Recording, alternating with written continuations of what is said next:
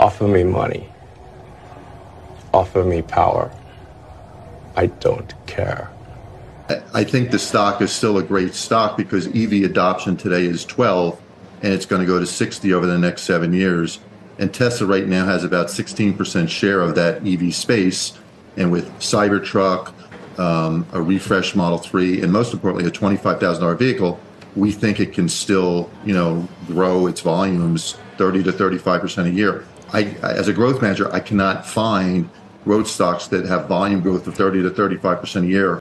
안녕하세요. 서학개미 형들이 한 달 동안에 무려 테슬라 주식을 4천억이나 풀 매수에 들어갔다라고 하는데요. 테슬라 역시나 계속해서 자신감을 보여주고 있죠. 특히나 중국 시장에서 가격 인상이 끊임없이 나오고 있습니다. 테슬라의 모델 Y 롱 레인지를 무려 280달러나 중국에서 다시 한 번 더 가격을 올리고 있는데요. 특히나 모델 Y 같은 경우에는 너무나도 잘 나가기 때문에 계속해서 가격이 인상되지 않을까라고 예측이 됩니다. 이 부분을 조금 더 자세히 살펴보자면요. 11월 달에만 해도 모델 3랑 Y의 모델들을 무려 5차례나 가격을 올리는데요. 1500에서 2500 위안 인상이니까 한국 돈으로 치면 30에서 한 50만원 정도 인상이 나오고 있네요. 그렇다면 최근에 테슬라는 왜 이렇게 가격을 올리는 것일까요? 거기에는 분명한 이유가 있고 숫자는 반드시 증명을 해내고 있습니다. 보시는 것처럼 중국 시장에서 41주차까지 판매량이 굉장히 떨어졌는데요.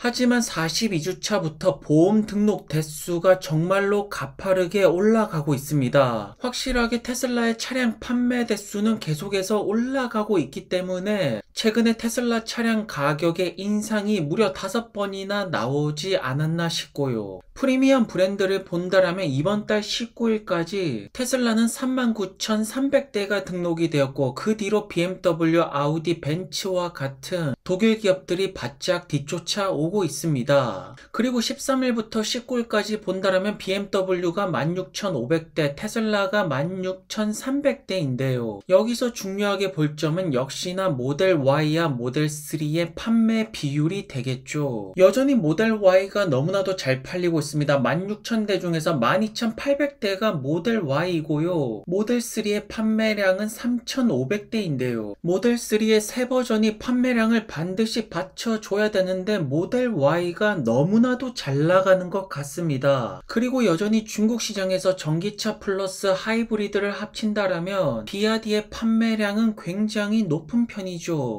하지만 문제점은 비아디는 워낙 저가의 차량을 팔다 보니까 수익성 부분에서 테슬라보다 훨씬 더 떨어지는데요. 그렇기 때문에 비아디 역시나 테슬라의 모델 Y랑 경쟁을 할 수가 있는 모델 Y급 차량을 선보이고 있습니다. 바다 사자 07이라는 SUV 모델인데요. 차량 크기가 되었던 디자인 같은 경우에도 모델 Y를 어느 정도 카피한 듯해 보이는데요. 하지만 가격 같은 경우에는 테슬라의 모델 Y보다 1000만원 가량 더 저렴하게 들어가고 있습니다. 그렇다면 테슬라 모델 3랑 비슷한 가격대인데 중국 소비자들 입장에서 본다라면 27,000에서 3만 달러, 저 가격대에서 과연 비아디의 바다 사자를 구입할 것일까? 그것이 아니라면 테슬라의 모델 3를 구입할 것일까요? 제가 볼 때는 모델 3 살 돈을 조금 더 보태서 지금 모델 Y로 엄청나게 몰려드는 것 같습니다. 암바렐라의 CEO 역시나 중국 기업들이 테슬라를 현재 카피하기에 바쁘다라고 하는데요. 사실 이런 점을 본다라면 디자인 같은 경우에는 다 뺏기고 있죠. 하지만 테슬라의 하드웨어와 소프트웨어 기술력은 결국 카피하지를 못하고 있네요. 그리고 테슬라의 목표 주가를 떨어뜨리면서 사이버트럭의 계획을 접어야 된다라는 전혀 논리가 맞지 않는 이야기들이 나오고 있습니다. 결국 제프리스의 의견을 살펴보자면 사이버트럭이 처음에 출시가 되면 대량 생산이 되지 않기 때문에 손실이 납니다. 그렇기 때문에 애초에 출시를 하지 말라는 것인데요. 제가 봤을 때는 목표 주가를 250달러에서 210달러로 낮추면서 숏을 잡았기 때문에 이런 말도 안 되는 소리들이 나오는 것이 아닙니까? 사이버트럭의 대량 생산이 점차 되면서 흑자로 돌입이 되고 테슬라 매출 향상이 나올 것인데요.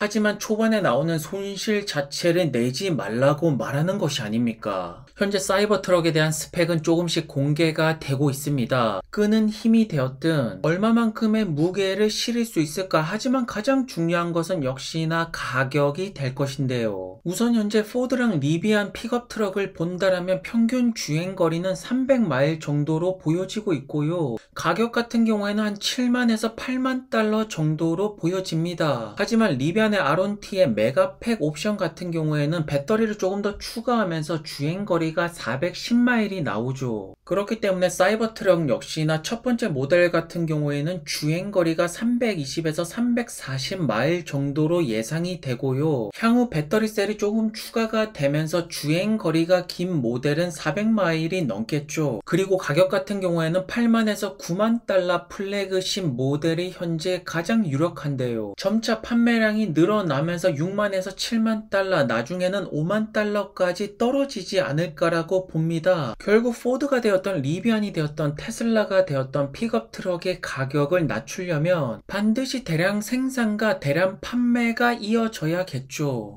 우선 현재로서는 사이버 트럭이 포드 리비안 대비 소프트웨어 부분에서 강점을 가져가고 있고요. 정확한 스펙과 가격이 나오고 리뷰가 올라오기 시작한다라면 본격적으로 트렌드로 들어오기 시작할 것입니다. 그리고 블룸버그에서는 테슬라가 인도에 공장을 짓는 부분에 있어서 굉장히 가까워지고 있다라고 말하고 있습니다. 관세 부분이 되었던 기가 인디아가 되었던 점차 현실로 이루어지는 것 같은데요. 최근에 많은 기업들이 탈중국화를 선언하고 있습니다. 그리고 이동하는 곳이 다름 아닌 인도인데요. 인도에 테슬라의 공장이 들어간다라면 정말로 테슬라 매출에 큰 도움이 될 거라고 보는데요. 결국 2025년에 아반떼 값의 테슬라 차량이 나온다라면 인도에서의 판매 대수 상승은 중국을 넘어서지 않을까요? 하지만 인도에 진출하면 자동적으로 파키스탄에 진출을 하게 되는 것이고요. 파키스탄 역시나 인구가 만만치 않게 많이 있습니다. 오히려 저가형 전기차 판매에 있어서는 유럽 시장보다 훨씬 더 매력적인 시장이 아닐까요? 그리고 GM 같은 경우에는 자율주행이 되었던 전기차가 되었던 사업을 점차 접는 듯해 보입니다. 중국 GM 역시나 테슬라에게 점차 의존을 하고 있죠. 그리고 테슬라의 V4 슈퍼차저는 40% 충전에 10분 미만으로 가능하다라고 합니다. 어쨌든 전기차 전환이 더 빠르게 이루어지려면 전기차 충전 속도는 계속해서 줄어들어야겠죠. 그리고 무엇보다도 테슬라의 주가가 언제 폭등이 시작될지가 우리가 예측을 할 수가 없는 부분이 언제 FSD가 북미 시장이 아닌 다른 대륙으로 확장이 될지 우리가 그 정확한 날짜를 알 수가 없습니다. 하지만 분명한 사실은 FSD의 확장이 이루어질 때 테슬라의 소프트웨어는 로보택시로 점점 가까워지고 있다라는 뜻이 아니겠습니까? 그리고 일론 형의 목표는 여전히 똑같습니다. 우리 모두를 화성으로 데려간다라고 말씀을 하십니다. 과연 그날이 언제 올지 정확하게 알 수는 없겠지만 적어도 일론 형께서는 인류를 계속해서 진화시키고 있습니다. You know, you should have the right to have a personal life, your health, your private affairs. These things should not be things that the government has easy or arguably companies have access to or in an unregulated way.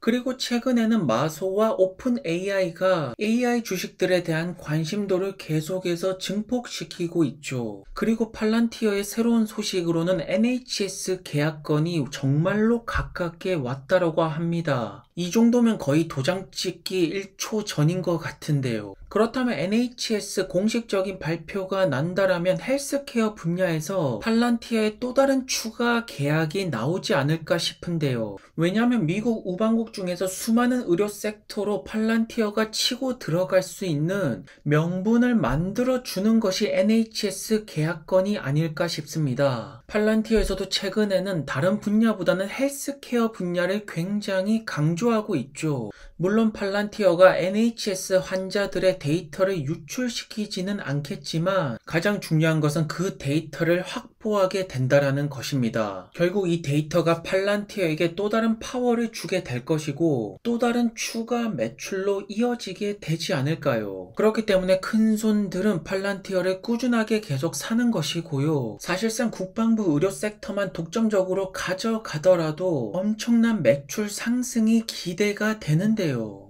그래서 팔란티어의 최근 주가 흐름은 굉장히 좋습니다. 20달러를 넘겨버리고 계속해서 아주 강력한 모습을 보여주고 있습니다. 확실하게 팔란티어의 주가가 이렇게 올라갔던 것은 추가 계약권 때문이 아닐까요? 하지만 주가가 올라가면 시장과 언론에서는 팔란티어 너무 비싼 것이 아닌가 이런 말씀들은 계속해서 나오고 있는데요. 물론 다른 기업들과 비교해서 팔란티어의 밸류에이션이 높은 것은 맞죠. 그렇지만 높은 밸류에이션을 받을 수 있는 가치가 있는 것이 팔란티어이고 특히나 재무제표에서 굉장히 좋은 숫자 흐름을 보여주고 있는데요. 사실 이제는 국방부가 되었던 의료 섹터가 되었던 AI 없이는 그 어떠한 것도 할 수가 없습니다. 그렇기 때문에 팔란티어의 주가에는 더 높은 멀티플이 부과가 돼야 되는 것이고요. 오늘도 좋은 하루 되시고요. 행복하시기를 바라겠고요. 구독과 좋아요도 부탁드리겠습니다. 그럼 감사합니다.